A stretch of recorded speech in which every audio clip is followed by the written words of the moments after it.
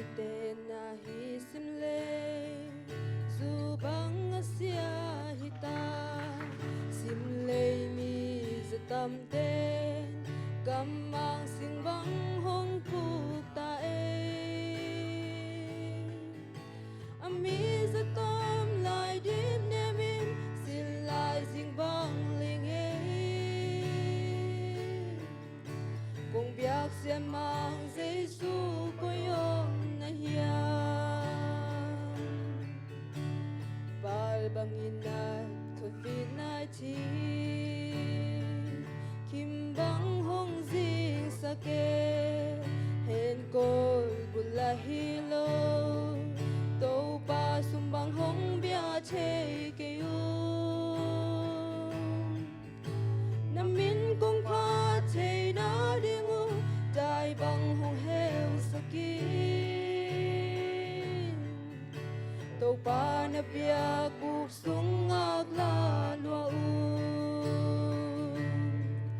hong dam sakin vang lian to pa dam sak che pa ka to Giêsu rong kong ko na hong dong lo ding na hiyan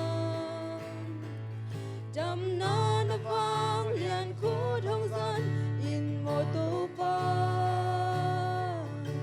ka dam ding u to Giêsu ka pa sia bong bia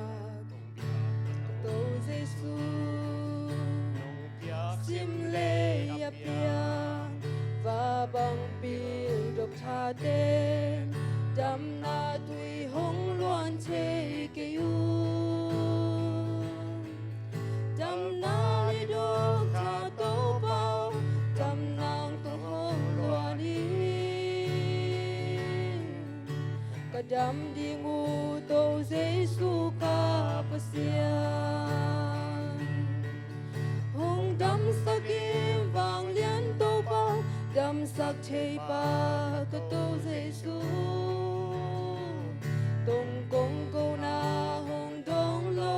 ding a hiyan dam na na vang lian khu thong san in mo to pa ka dam ding u to Giêsu ka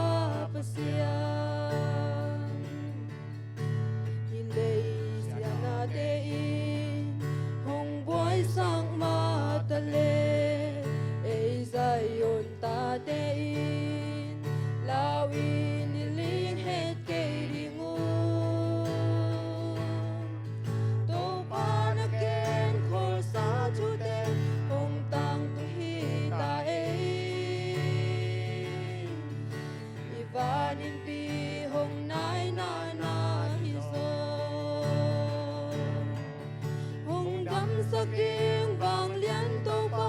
dam sa thei pa ka to Giêsu tong kong ko na hong dong lo ding a hiyan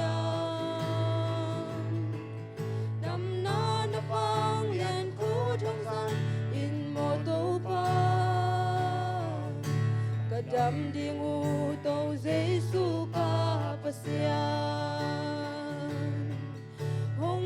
sak ding vang lian to pa dam sak thei pa ka to Giêsu tong kong ko na hong dong lo ding a hiyan dam na na vang lian khu thong san in mo to pa ka dam ding u to Giêsu ka pa sia